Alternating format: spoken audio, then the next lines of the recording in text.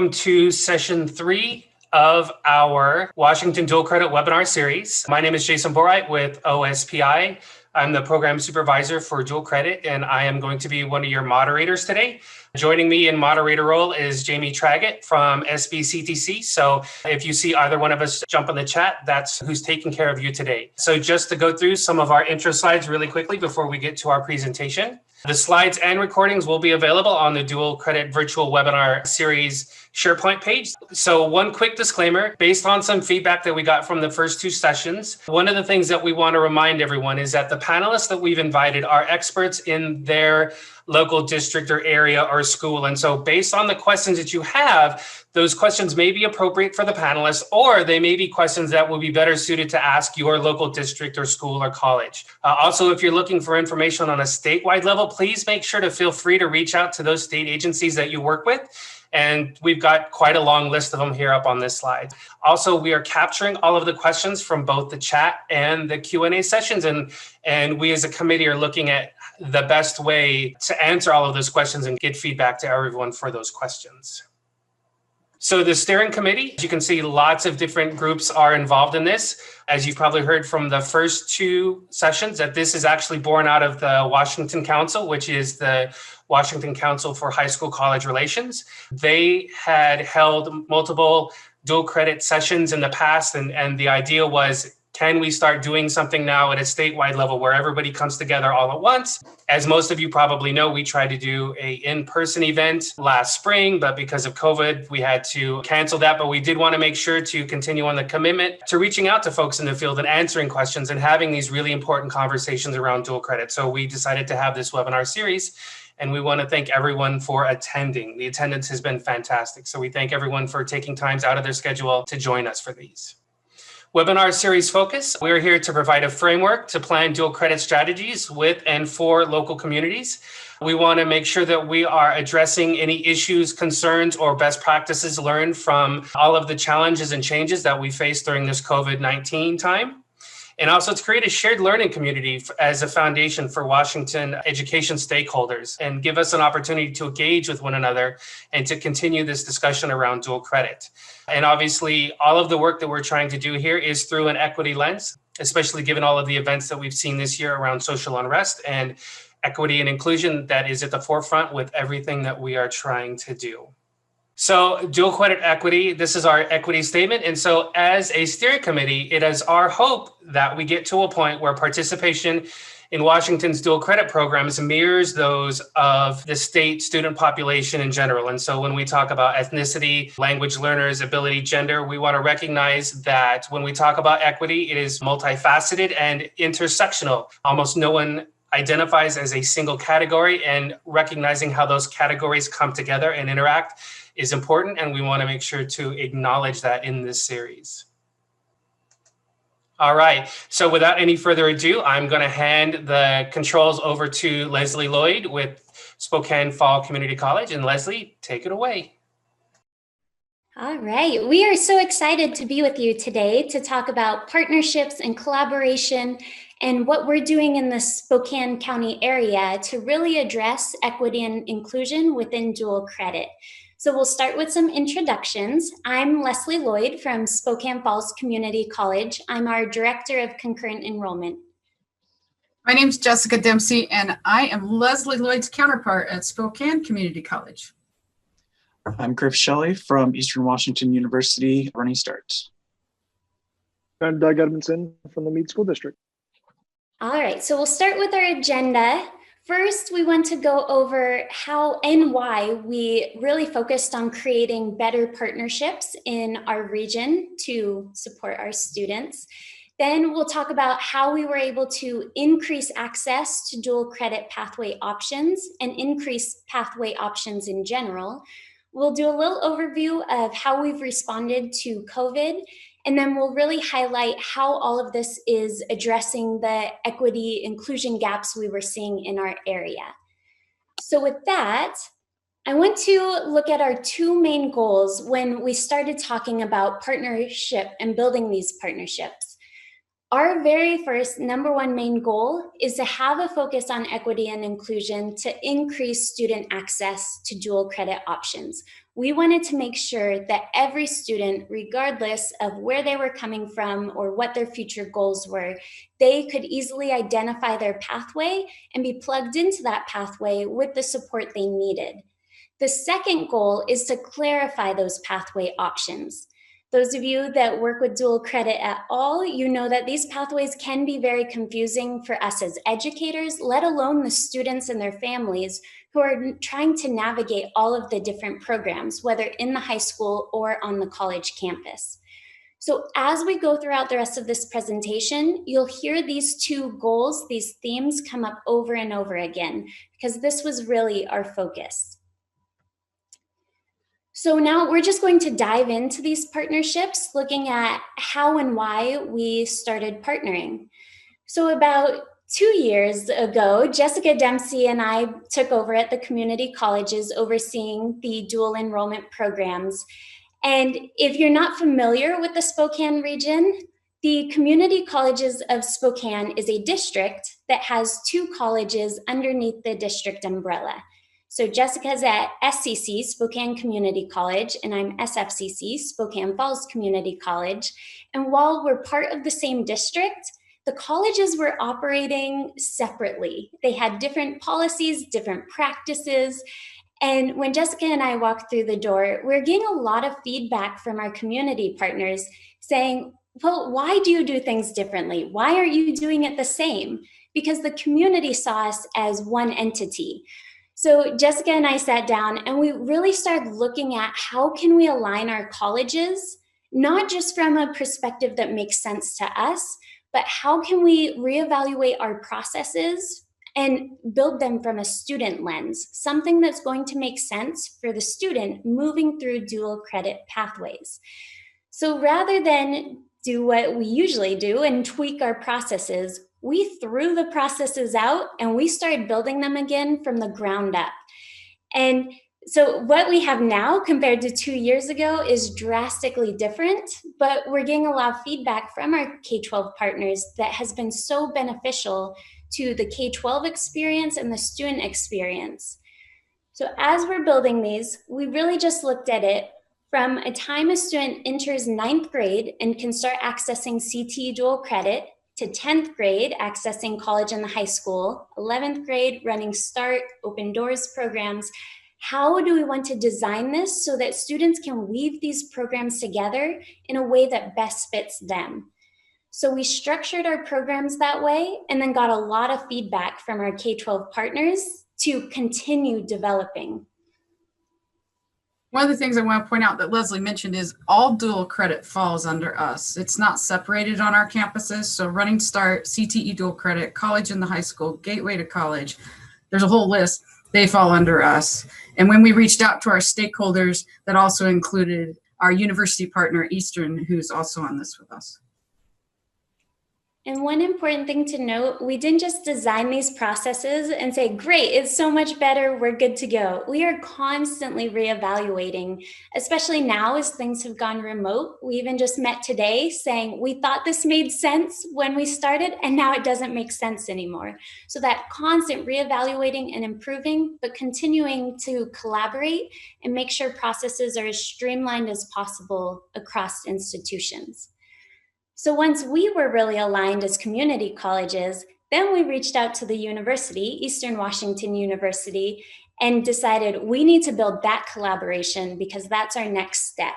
So I'll turn it over to Griff to talk about that partnership. Thanks, Leslie. And that was one thing that we really wanted to strive for in the relationship between the university and the community colleges. In the past, there had been some kind of competitive tension a little bit, but with the new kind of processes that we were working on and the new personnel at both institutions, we said, how can we actually take a more collaborative role for the institution's health and for the access that we can grant to the students? And so by taking a more collaborative partnership-oriented role and really presenting the students and their parents and their counselors and the school's administration with as many options as we could, we're really trying to drive some of that equality that they can see between the colleges and between Falls and Spokane Community College and Eastern. And so we created a joint presentation rather than having a presentation that we gave at information nights, one from Eastern, one from the community colleges. We have one presentation now that we give collaboratively. So we actually are engaging in a more partnership-based relationship. We also held professional development days for our K12 counterparties, counselors, vice principals, people of that nature, where we said, okay, this is the kind of new relationship that Eastern and the community colleges are working on and fostering. Here's how it's going to increase that equity for your students. We're going to say, we're going to have as much transparency as possible across all of the processes we have, all of the offerings that we can give at any of the institutions, and say, what is the best fit for your student? Because ultimately that's what matters, is what's going to give that student the most opportunity for success, what's going to set them up on the best trajectory for their personal goals, and then how can we help them in that journey. And maybe, a student comes up to me at an information night and they're telling me what they want to do, and maybe the better fit for them is to go to the community college. Well, since we're working in such close partnerships with the community colleges, I can say, you should really go talk to Ms. Dempsey about that, or go talk to Ms. Lloyd about the offerings at the community colleges, and vice versa as well. Maybe the best fit for that student is at Eastern. So then we can have that exchange basically of information with the community colleges so that we can make sure the students are getting what they need. And Griff, we also add the skill centers in. We invited them to our information nights as well, and we represent them. So it's been an interesting partnership. Yes. To also have a student that thinks they want to go to Eastern, at the end we end up sharing them with the skill center. That's true. Yeah, that's very true. We do share some students who maybe they have various interests in something maybe a little more technical based, but they still want to get a feel for that college environment. Absolutely. New Tech has been a great partner in this throughout the whole thing. So we keep talking about, we're clarifying these pathways. I want to give you a visual of what that looks like. So when we host these dual credit nights, we are seriously sharing every pathway that a student can go down. And we make sure that students know these are equal pathways. There's not one pathway that's better than the other. For so long, we've been pushing 2-year degrees at the community college, 4-year degrees at the university, and really focused on associate of arts degrees or liberal degrees, when we have so many amazing CTE pathways. And with the changes in high school graduation requirements, students have even more opportunity to earn CTE credit. So we wanted to make sure we're capturing every student that is eligible for dual credit. So now for our dual credit nights, we actually invite students who are 8th grade through 11th grade, whereas before we were focused on our 10th and 11th graders, those transitioning into Running Start. And our focus was Running Start and earning the degree. Now we're inviting even younger students, because we know as soon as a student enters high school, they have opportunities for CTE dual credit. And we have students who already know what their career path is going to be, and we want to make sure we plug them into that pathway as soon as possible, so that 9th, 10th grade, they can be exploring their options in the high school, and then we can transition them into these other opportunities as they come along. So as you can see on our slide, we let them know in the high school, we have CTE dual credit, college in the high school. These, we talk about them as the exact same. Traditionally, college in the high school has always been seen as a little bit more higher quality, I suppose, but through our realigning of processes, our CTE dual credit program really aligns to the NACEP standards of making sure that teachers are meeting course learning outcomes, students are earning that credit as they move through the course. So we've done a lot better of a job partnering with our K12 partners and improving those opportunities for students. As Griff and Jessica shared, the skill centers are also there at our dual credit nights, so they're sharing their pathway options, and the colleges have partnered with them to make sure we have dual credit in almost all, if not all, of their pathways. So whatever pathway a student enters at the skill center, they do have the opportunity to earn college credit. And then we also talk about the college opportunities. Running Start, of course, Running Start for Careers, which is an amazing new program you'll hear about in a little bit from Doug and Jessica. And then Gateway to College, which is our Open Doors 1418 program. And I've been involved in Open Doors for 6 years now. And across the state, it tends to be a program that's not shared as broadly as our other programs, but it's still a great opportunity for our students. It's gotten a stigma in the community of this is for students who couldn't make it down any other pathway, so we'll reserve Gateway to College for them. Now we're standing in front of parents and saying, sure, your student's struggling in high school, but maybe that's because high school is not the right fit. So here we have a great college opportunity where they're going to get the support they need, they're going to get the resources they need, and they can be just like that Running Start student and walk away with the college degree and earn their high school diploma. So having everyone in the same room and not targeting students, but sharing all the same information to all the families so that then they can make an informed decision about which direction they should go. And now I'll turn over to Doug and Jessica to talk about K12 partnerships. A few of you may know a couple of years ago, or was that last year, we had this big thing come out called 1599, and we were all looking at it before it was signed and trying to figure it out. Doug and I were sitting in a meeting with lots of other folks.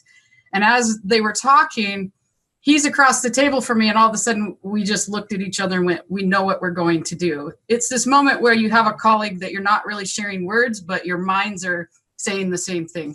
So after we kind of ended that meeting, Doug and I walked away and said, we know what we're going to do. And what we're going to do is align our CTE pathways at the college to graduation requirements in the high school. And that's where Running Start for Careers kind of came about. And we partnered, and Doug will share more in depth, but what we did is align, at that time, 16 of our degree programs to high school graduation requirements. And now, as of today, we have 21 of our degree programs at SCC aligned to high school graduation pathways.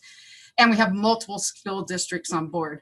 But it really all started with Doug and I at a meeting where we went, and went from there. We've had amazing support from our administration, from our chancellor to my president to my vice presidents, all the way through, as well as your superintendent, right, Doug? We all met and took off. Yeah, that's correct. I mean, it's been a year in the making, right? Trying to get this program dialed in, get all of our counselors dialed in as well to make sure that they're in agreement of these opportunities that we have for our students. But it has created opportunities for students that are typically, for lack of better words, put to the side, right? These are students that not always do they have their pathway figured out, and they know they want to go into some type of career right after high school, but don't necessarily know their pathway that they can take. And they sometimes get lost in the shuffle. And what Running Starts for Careers has done is given them that pathway, given them that purpose. High school may not be the right fit. And really, I just want to go be a welder. Well, great. Let's go get you to be a welder. Here's the pathway through SCC. And they can get their high school diploma and their certification done and working towards that career path they want.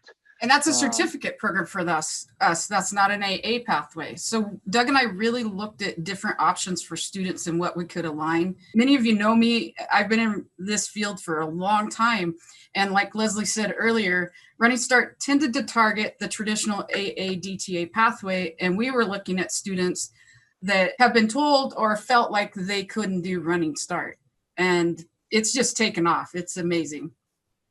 It has. Our counselors are elated by this program, right? Because now they can help students, not only just those students that are typically traditionally know their pathway. We're talking about students that don't necessarily know their pathway, and helping to get them aligned and dialed in. It has been huge for our students. And I see this continuing as we go down these next couple of years, adapting it, changing it, adding more like we already have. We started with 16, now we're at 21. It'll continue to evolve as we go, because what we're trying to do is we're trying to figure out what's best for kids. And this was a bit of a tough sell, not necessarily a tough sell, but with our superintendent, had a new superintendent come in, and I basically had to tell him, hey, we may lose some FTE, but to me, this is what's best for our students, because we may lose this FTE anyways, because if high school isn't the right choice for them, they may withdraw anyways or drop out. And so I would rather try to create a pathway to help support them, because that's what's best for that child or potentially that family and our community, is to get them in the right direction. Even if that does mean we lose some FTE, it's worth it to help support all of our kids. One of the things Doug and I figured out from that too, as we were having the FTE conversation, was why couldn't we start sooner doing CTE articulation agreements in the 9th and 10th grade so that students are getting access to these programs earlier? So we've already started aligning, looking at the 21 programs that we're doing and working backwards now. How can we put hydraulics in Meade School District? How can we put electronics there? How can we put automotive there through the CTE pathway so that when a student is going through and they're getting to that junior year, they can say, oh my gosh, I see where the off-road is now to the skills center, or I see where it goes to apprenticeship, or I see where it goes to the community college, or I stay at the high school and I finish out in a CTE pathway. So it's helped us develop more articulations based on working backwards from what we did with the 21 aligned degree programs. Yeah, we're trying to create a superhighway, right, with multiple exits, not just one way to go, and this is the only way you need to go. So trying to find multiple exit for these kids. And I joke about Griff sometimes. Griff and I have known each other a long time, and you actually started in automotive at SCC. So we have students that I've said, you should go talk to Griff. He was in automotive at SCC, and now look where he's at. He's went on to get a master's degree, and here's where he's at. We want them to know there's lots of options, so we even share each other, right? Go talk to Griff and see what would work for you to move on. There's some questions around, like, what are some of the resistance you faced? But we didn't have a ton of resistance as far as my district. There was some resistance from counselors, right? And that took some time just to understand what we were trying to do and making sure that things were aligned properly. But with more time, there's more communication and conversations we need to have with other department heads to talk about, yes, this will count as your science credit, right? So we need to verify to make sure we're checking all the boxes on our end.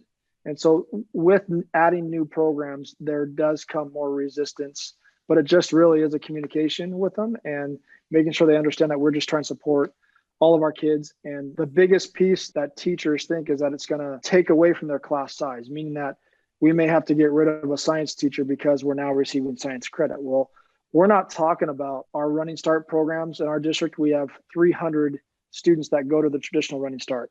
We're not talking about those same numbers necessarily for the Running Start for careers. It is a smaller number, but it is the right thing to do for our kids. And so there is resistance, but it's worth all the fight for it. But even with our school board, there wasn't a ton of resistance there. The pitch to them was, we've got 300 kids that walk across our stage every year that don't have a plan. And we need to have a plan for them. This could be a plan that can help support them. And that was helpful for them to understand that piece. So then we shift into our local ESD. At the same time, we're developing these CTE equivalency guides. We were also looking at our traditional Running Start equivalency guide. If you're not familiar with our geographical region, we serve a very large region. We at the community colleges had 41 equivalency guides, separate equivalency guides when I came through the door. Our students in our region move around quite a bit. So every time these students moved to a different school district, they were being asked to look at new Running Start requirements, depending on where they ended up. This may require additional courses, or it may require completely different courses. And so again, Jessica and I sat down and said, this makes no sense. These are the same students. It's just wherever they're sitting, that determines where they go from there. So we took these 41 guides and we started pulling out all the similarities. So we put together a massive spreadsheet of what classes are our K12 partners really asking of their students. So then we found each of those common courses, we pulled them out, and we created one streamlined equivalency guide. We worked through the local ESD for this, ESD 101, and brought in all the superintendents, got their eyes on it, got feedback, made some adjustments, and then started rolling it out to our school districts. Our school districts have been such a big fan of this one equivalency guide because it's easier for the colleges to communicate any updates on our side to each of them, saying, hey, this course that we have on there, it's no longer offered at our college. Or now we offer this course that would be a great fit. So we can have better conversations, more in-depth conversations around the equivalency guide, and really making sure that students are getting the courses they need for both the high school and the college side.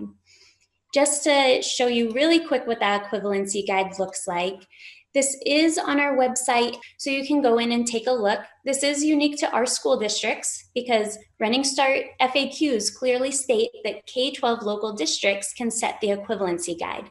So it is important that you're partnering closely with your K12 partners to make sure that this is the direction they want to go. But ever since we've rolled this out, we've had nothing but positive feedback from our counselors saying, thank you for streamlining this. It makes it so much easier, especially for those transfer in students who are already doing Running Start and have now just transferred districts. They remain on the same guide. It's very easy. It made it easier for our on-campus staff too, counselors and staff working with students where you'd have to say, well, let me look at the Meade equivalency guide. Let me look at Spokane Public Schools. Oh, wait, you just moved here from Colville. Let me look at the Colville equivalency guide. It's now one that makes it easier across the board for anyone who's working with the students.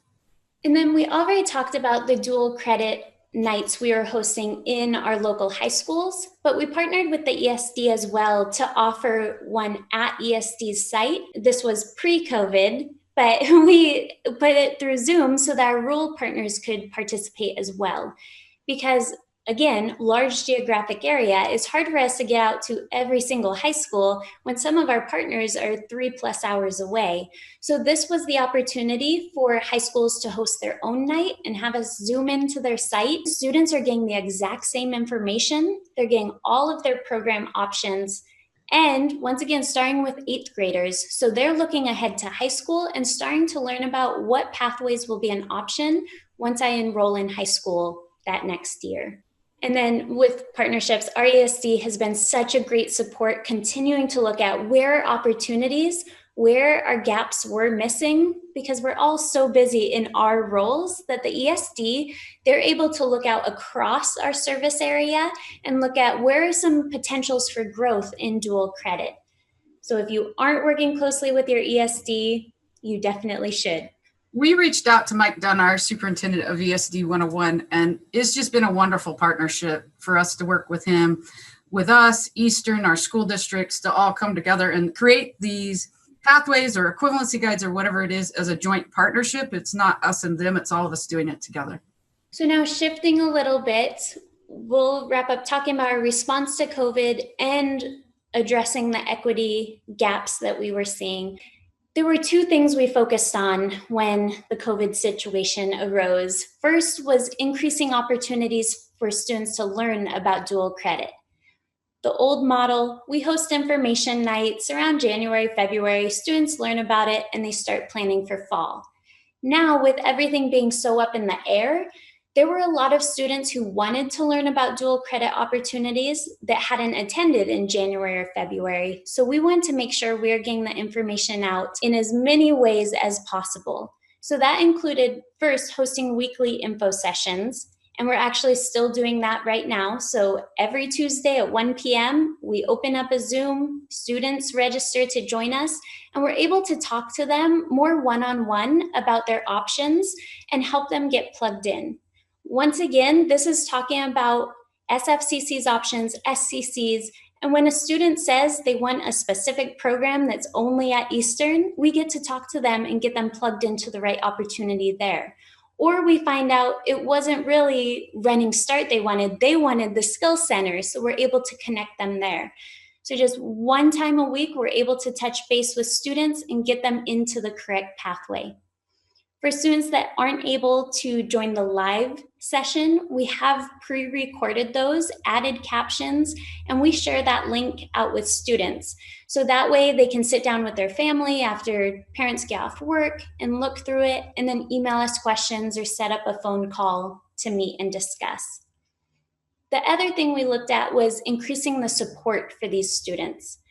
Our traditional college students need increased support. So we wanted to look at what increased supports do our dual credit students need and really help them get the resources they need. So that has involved a number of things, and this includes what the community college is doing, Eastern, and our K12 partners.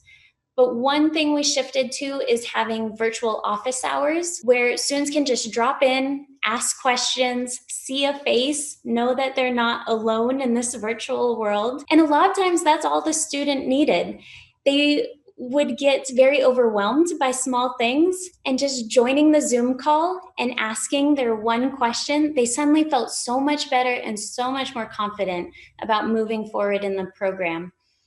We also have very flexible advising meetings. And on my campus, I'll speak to my campus, we do advising across our programs. So even if this is a CTE dual credit student sitting in the high school wondering how does this credit work towards a future degree, we can set them up with a meeting, talk to a counselor, and really talk about those future options. So Zoom, phone call, email, whatever modality is going to work best for that student. And then the individual phone calls, the targeted text messages, this was probably our number one resource, because students, they really appreciated knowing that we cared about them and we wanted to touch base with them. I know all of our teams did a lot of phone calling, just checking in. Hey, how's it going? What can we help you with?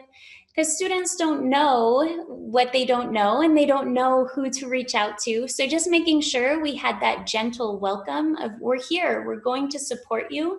You may not need anything now, but now you know who we are down the road.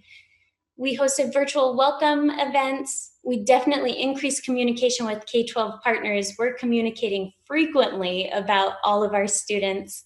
Laptop loans across institutions, digital paperwork submissions. So just really shifting, again, looking at from the student lens of what is going to best support these students. And then wrapping up with our focus on equity and inclusion. You've heard us talk about this throughout, but I wanted to highlight it because this is the entire purpose of this Dual Credit Summit, is addressing equity and inclusion. So the number one way we've done that is through our partnerships. We identified a lot of gaps just by increasing communication between our institutions. One thing that has been huge for our students and their families, just making sure that every family has all of the same information. Historically, it's been very easy to target student populations and get them the information we feel they need. We're no longer doing that. We're sharing all of the information and making sure we clearly identify which students participate, how they can participate, and how they can blend the programs together. So we're not ruling students out before they get an opportunity to voice for themselves what they feel would be the best fit. With that, assisting students to find the right fit based on their goals.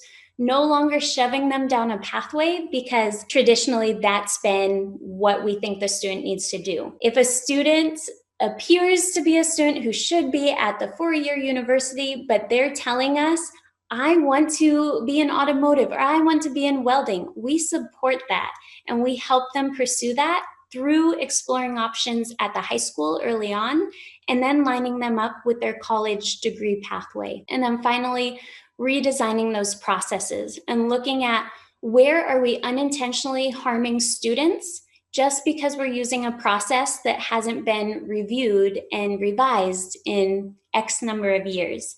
So making sure we just completely wipe the slate clean and design those processes from the student perspective. Based on all of this, we have been doing pre-surveys and post-surveys for our Running Start students at our dual credit nights, getting feedback to see how things are going for our students and their families. And here's a couple of the takeaways we're seeing. Our students and parents have expressed gratitude for how transparent we've been. Parents who have had previous students go through our programs say that is a completely different experience now. They love that the community colleges and the university and the Skill Center are standing side by side saying, here's how you can compare our information. Let's not make this a confusing process for you. Let's put it side by side so you can clearly identify this is the fit for me, and I know I'll be supported going down that route. The dual credit pathway options have increased. You've seen just through Running Start, we've increased exponentially the number of pathways students can pursue, as well as options in the high school through CTE dual credit, college in the high school. So not just on the college side, but making sure our dual credit embedded in the high school is improving as well. And then as a result of this, as we've seen student enrollments increase across programs, both in the high school and on the college campus, which means that more students are accessing dual credit in a format that works best for them. And Washington State, we have a big focus right now on increasing participation in dual credit. So we're definitely seeing that in the Spokane region. And with that, we would like to open up for questions. All right. Thank you, Leslie, and thanks, team, for that excellent presentation. And we actually have quite a few questions stacked up here for you. First one is, how do you deal with college class capacity? For example, if all students need Poli-Sci 202, do you have enough sections each quarter to meet the demand? Actually, on our campus, and I know Leslie did the same, we went with our departments ahead of time. We actually shared the equivalency guide with our college faculty and met with them and said, here's what's coming, here's what it's going to look like. So it's actually the opposite what's happening now. We don't have to reach out them. The chair of history, political science, and that whole area emails me and says, do we have enough sections? Do we need to add more? What do we need to do to support you? The dean of arts and science emailing me, I've added more English sections. Do you need more? We're here to support you. So I've not seen a negative. I've actually seen it's collaborative across our campus because we invited them to know that we've done this equivalency guide and here's what's happening. We've talked about it. They're reaching out to us. Yeah, we haven't seen an issue. Okay, next question. Do any of you have ideas or strategies for working with ELL students who may want to access dual credit like Running Start? Also curious what your placement measures are. Actually, we partnered with Meade School District and went into their ELL classes. And we met with their students to talk about all the options. So not just our big presentations, but Doug and I set it up so that we could go into the schools and meet with the students one-on-one or in groups of their ELL classes to explain how this works for them. And then we made sure they understood they could reach out back to us either through their school counselors or any of the options that Leslie listed for us to expand that for them. Which was hugely beneficial. And our parents and families and students loved it because it made them feel like they were important as well, like other kids, and helped to bridge that gap. We also translate. We have a large Marshallese population. That's probably our largest population. And so we make sure we translate documents that way as well so that they can have it in their home language. We at Eastern are working on bringing on more individual advisors because at Eastern we do individual advising with our Running Start students. And one of the things we're preferencing with our new personnel is, are they bilingual? Do they have a language other than English? We've also translated a lot of our informational documents for college and the high school because we work with a lot of, I guess you could say, kind of migrant population students, translating a lot of those documents into specifically Spanish so that they have access to that doorway for exploring some of those options. Awesome. Thank you, guys. Would it be possible to have a statewide equivalency guide for Running Start, or does it have to be approved by each school district? And I think, Leslie, you sort of spoke to this a little bit earlier. So if you want to just reinforce that point again. Yeah, so if you go out and pull the Running Start FAQs, it clearly states that local school districts have the authority to set their own equivalency guide. However, it also states that those equivalency guides should have information provided from the college so that they're aware of options. So statewide would be quite challenging. Like I said, we work in a big service area. Our ESD has, 59 school districts, and getting those aligned, it was a process. It took a lot of work. We're seeing the benefit now and they really enjoy it. But I would say start with your local ESD and take it from there. Okay, awesome. Thank you, Leslie. For post-presentation, how did your institution make the decision to have all dual credit programs in one department/division? I agree that having them under different departments or divisions leads to different processes that may be confusing. So it was kind of by default, as Leslie explained. There was a lot of changes in our colleges that happened at the same time that Leslie and I got our positions. And we came in and said, well, don't we just collaborate? Like, we didn't know you didn't do this is part of it. And we have huge support. We also, Leslie's campus had a whole structure change. She got a new president. She's got new VPs. And on my campus, they were just extremely supportive. So we just did it. And when we came in, they just put them underneath us. CTE dual credit didn't start under us. It came about 6 months later. And I would add to that, if you're not doing a restructure to place them all under one person, that's your starting point. Build those partnerships, because through CTE dual credit, that starts in 9th grade. That's our first touch point, where then we're talking about all of the other pathway options. So if you're not working closely with the other programs, you may not know how to communicate those to students. All right, thank you. Next question. I work in an open doors program in partnership with a local Job Corps facility. Is there a pathway equivalency for an industry recognized certificate that a student earns on their own through a program outside of a college or a high school? That would definitely depend on articulations and MOUs you have in your area. So I can't speak to what is or is not happening. What we would say for any partnership question is have the conversation, because a lot of what we've done in our area is just pushing the envelope, having the conversations that people hadn't had yet, because they're tough conversations. It's hard to do this massive overhaul of programs that have been around for so long. So just go in with the mindset of why can't we do this, and start exploring the options, because it really might just be it hasn't been done before. Perfect. Thank you. Next question. With the focus on equity, what do you do to ensure consistent awareness of fee waivers and assistance with textbook costs? So at EWU, we have in place what we call the book loan program for students who qualify for free or reduced lunch through their school districts. This program covers all of the students' textbook charges for the entire time that they are in the Eastern Running Start program, from day one to day last. They would not pay $1 for their textbooks. We're working with WASAC right now on hoping to continue the grant to cover those same students' class fees as well, because some of our math and science courses have separate course fees attached to them. The other thing too is that a student doesn't necessarily need to partake of free or reduced lunch at their high school. We serve a lot of students who are on homeschool or homeschool partnerships, and they say, I think we would qualify this, but I don't actually go to the high school. I don't know. So we've tried to make it as simple and streamlined as possible and say, if you qualify for free or reduced at your high school, you qualify for book loan, end of story. You don't even have to set foot in your high school to get free or reduced lunch, but just get a verification letter from their nutrition services, and that's pretty much it. The students, when campus is open, they come straight to the bookstore, get their books like any other student, so there's no potential stigma or anything, but they get their books like any other student, and they're set for the entire quarter. At the end of the quarter, they just bring them back to book buyback.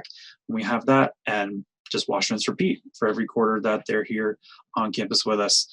And we have about, I'd say 14 to 15% of our student population takes advantage of the book loan program. Pretty consistent from what we've seen across the years we've run it.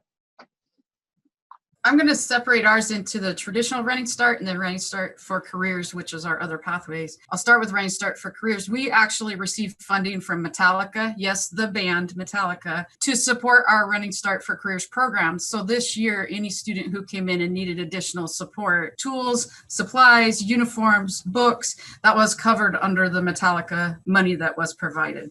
On the Running Start side, we follow the fee waivers, just like Griff mentioned, if a student qualifies for free or reduced lunch. But we also remind the students in the schools, there's more than one way. It's not just free and reduced lunch. There's multiple ways under Running Start for a student to qualify for the low income waiver. So we work with the families in the schools to make sure we're covering all of them. And then we have book vouchers, as well as we cover almost everything as much as we can through different means, whether it's through our foundation or looking at workforce funding. We actually work with our workforce folks. If a student's family qualifies for even $1 of food stamps, then we can push them over to our workforce side of the house and get funding for them to help cover things as well.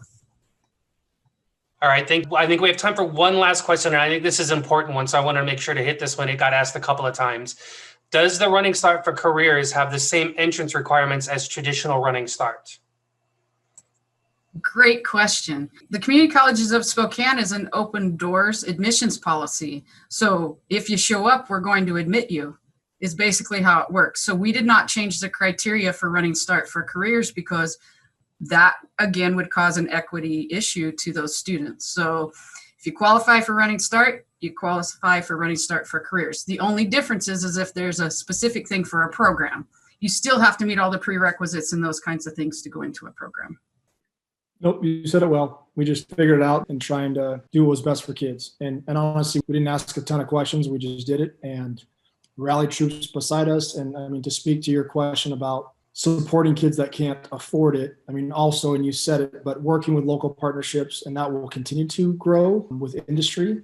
and seeing if they would help support paying for tools for a few kids who would need it. So we're constantly working on those partnerships as much as we can. I saw someone pop up about English 101, and Leslie probably is reading my mind. Actually, we don't have an English placement test on our campuses. English is self-placement, and there's an assessment that a student does and they place. And our math placement testing currently is done through evaluation of the high school transcript, or there is another option for people who don't have those. So when you say placement testing, we're kind of outside the traditional box of that as well as for our campuses. Yeah, that's exactly what I was going to say. Running Start FAQs are clear that admissions policies align with the college admissions criteria. And we have pathways that may not necessarily require 100 level math. It may use a business math instead. So talking about placement, they just have to meet the criteria to enter the program. All right. Thank you, everyone. This was a fantastic conversation, and you guys are going to get a lot of great questions. And I'm going to share now your contact information. So that way, if anybody had some questions that they weren't able to answer, please feel free to reach out to our panelists. So I want to take a moment to thank all of our panelists. Excellent job today. And thank you for all of the hard work that you do for your students and providing that information for us. I really appreciated all of the talk about student-centered and students first and doing what's best for students. That's a fantastic approach. And I think you guys are doing a great job. So thank you, everyone. That concludes today's session. Everybody have a great day.